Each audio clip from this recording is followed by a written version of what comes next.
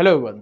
आज मैं आपसे बात करने वाला हूं एक ऐसी मूवी के बारे में जो कि रिलीज होने के बजाय डिलीट होने से ज्यादा फेमस हो गई।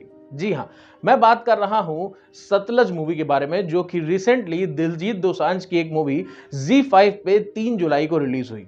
रिलीज होते ही विद इन 48 आवर्स इसको डिलीट करवा दिया गया, रिमूव करवा दिया गया Z5 से। उसके बाद इंटरनेशनली भी इसको रिमूव करवा दिया गया Z5 के प्लेटफॉर्म से 11 जुलाई को। आखिर इस मूवी में ऐसा क्या है जो इसकी प्रीमियर को, इसके रिलीज को आने के बाद भी हटा दिया गया? तो देखिए, बहुत सिंपल सी बात है। ये मूवी बात करती है पंजाब के उस डार्क पीरियड के बारे में जिसको आज कोई भी सबके सामने डिस्कस नहीं करने देना चाहता है, सिर्फ ये सोच के कि कहीं ये चीजें आज आउटरेज पैदा ना कर दें या आज कहीं प्रोटेस्ट पैदा ना कर दें। तो इसको हम डिटेल में समझने की कोशिश करते हैं कि दरअसल आखिर ये मूवी किसके अराउंड रिवॉल्व कर रही है। तो मूवी में आपको जसवंत सिंह खालरा जो कि एक ह्यूमन एक्टिविस्ट हैं, उनका नाम बार बार सुनने को मिलेगा और उनके चारों तरफ मूवी रिवॉल्व करती है।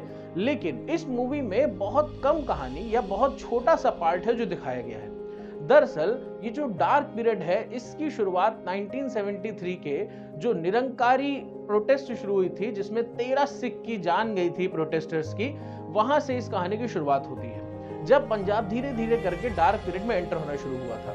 जिस वक्त हमारा इंडिया और पाकिस्तान का पार्टीशन हुआ, उसके बाद से पंजाब में ऐसे आउटरीच हो रहे थे जिसमें पंजाब को फुल इंडिपेंडेंसी घोषित करने की बात की जा रही थी। जहां पे हम खासकर बात करें तो जो मांझा रीजन है जिसमें इंडिया के आज के 4 स्टेट्स और पाकिस्तान के 2 स्टेट्स आते हैं, उस रीजन में इस चीज की जोर और ज्यादा देखी जा रही थी। जब ये प्रोटेस्ट हुए तो उस वक्त निरंकारी दल के बहुत सारे लोगों को, बहुत सारे प्रोटेस्टर्स को खवाया, वहां पे बहुत सारे लोगों की जान गई।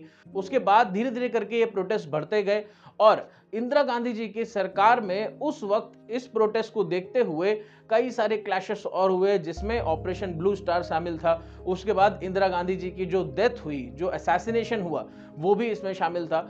और फाइनली हुआ क्या कि जो वहां की गवर्नमेंट थी, हमारी जो पुलिस थी, उन सबको बोला गया कि आप इसको पूरी तरीके से क्लीन करिए। वक्त वहां की पुलिस ने जो किलिंग्स की वो दरअसल जुडिशरी तो थी ही, लेकिन बहुत सारी ऐसी किलिंग्स भी की जो कि एक्स्ट्रा जुडिशरी थी।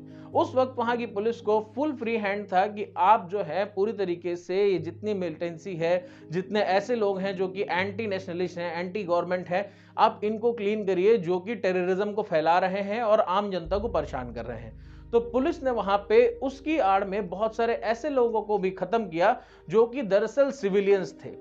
यही सारी चीजों को इस मूवी में दिखाने की कोशिश की गई है जिसमें जसवंत सिंह खालरा जी ये कहते नजर आ रहे हैं कि एक ही क्रिमिनेशन ग्राउंड पे बहुत सारे ऐसे लोगों की डेड बॉडीज को क्रिमिनेशन किया गया है जिसका कुछ पता ही नहीं था कि ये कौन है और कहां से आया है, जो कि पुलिस लाती थी और उनका क्रिमिनेशन किया जाता था। मूवी में जैसा दिखाया गया है वैसा अराउंड 2500 आंकड़ा उन्होंने एक जगह से बताया और ओवरऑल 25,000 की बात की है।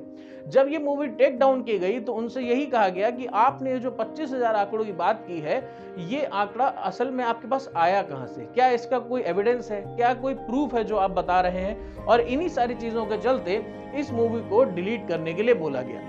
जो मूवी के प्रोड्यूसर्स और मेकर्स हैं वो ये कह रहे हैं कि हम क्रिएटिव एस्पेक्ट्स को लेके चल रहे हैं और उसका चश्मा पहन के इस मूवी को प्रीमियर करने की कोशिश कर रहे हैं। दरअसल जब इस मूवी को टेक डाउन किया गया तो बहुत सारे ऐसे अकाली तख्त और बहुत सारे ऐसे लीडर्स हैं जिन्होंने पंजाब में जगह जगह, जैसे कि लुधियाना में, इसके शोज फ्री में अवेलेबल करवाए जहां पे हजारों लोगों ने रात में बैठ के इस मूवी को देखा on projector on the road side. तो इस तरीके से इस मूवी को पंजाब में आज फैलाया जा रहा है। लेकिन अगर हम लोग बात करें तो ये कोई छोटी मोटी चीज नहीं है। ये दरअसल एक बहुत बड़ी, एक बहुत ऐसे कई डिकेड्स तक होने वाली हिस्ट्री का ऐसी चीज है जो कि आज तक हमारे सामने आती है। आप सोचिए, 1970s में शुरू हुई कोई चीज वो 70s, 80s, 90s और अल्टीमेटली जब 6 सितंबर 1995 को जसवंत सिंह खालरा को घर से उठाया गया और पुलिस कस्टडी में उनकी डेथ हुई, उसके बाद भी आज तक उनका नाम पंजाब की हिस्ट्री में गूंज रहा है और वहां के लोगों को